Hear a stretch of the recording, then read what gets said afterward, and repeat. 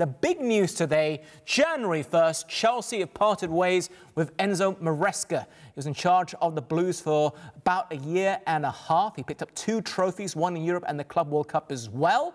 How much of a shock was this for you, Mark?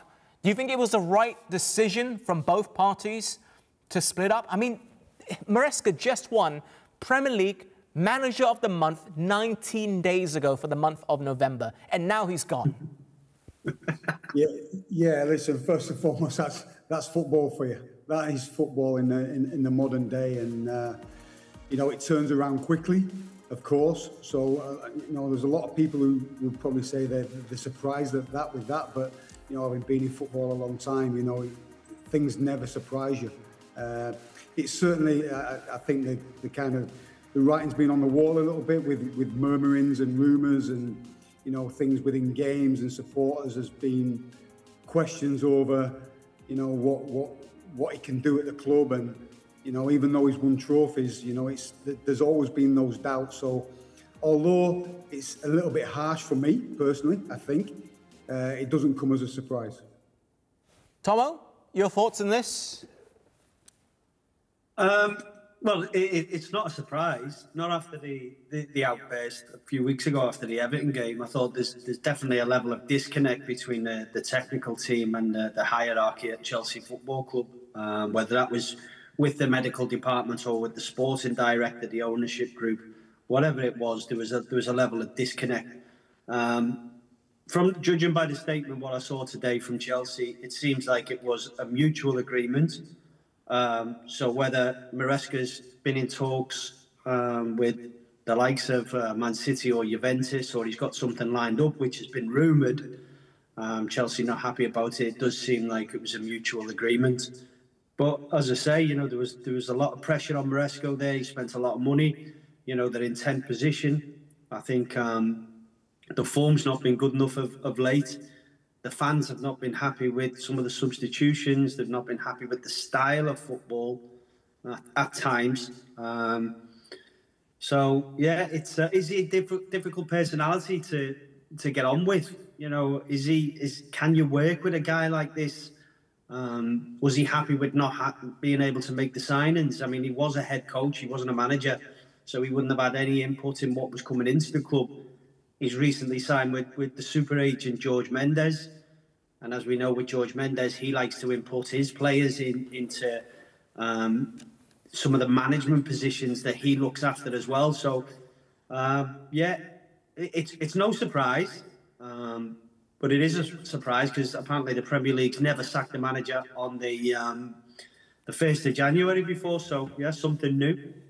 According to the very reputable David Ornstein of The Athletic, he had told Chelsea, because he was contractually obligated to do so, he had been in contact with Manchester City about possibly taking over Pep Guardiola's position at the Manchester-based club should that opportunity arise in the future. There were 2 occasions he informed the club this season.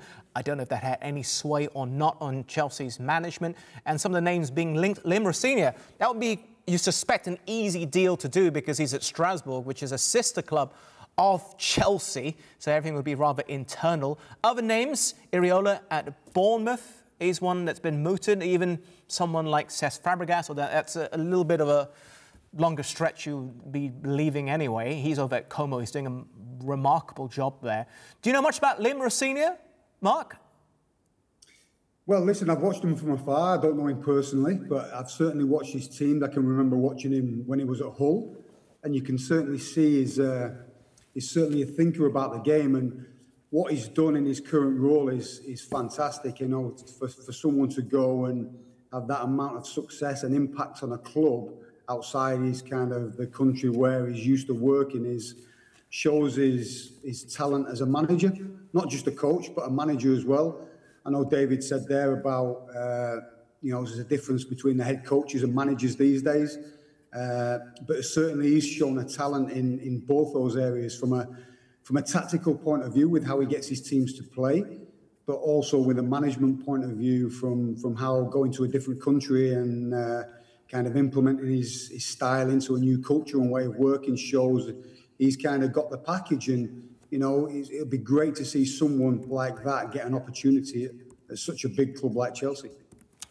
Final comments on this to you, Tomo. I mentioned Liam Rosenior because he is currently the favourite for the position, probably because of the ease of getting him in. But again, some of the other names I mentioned there. What about De Zerbi?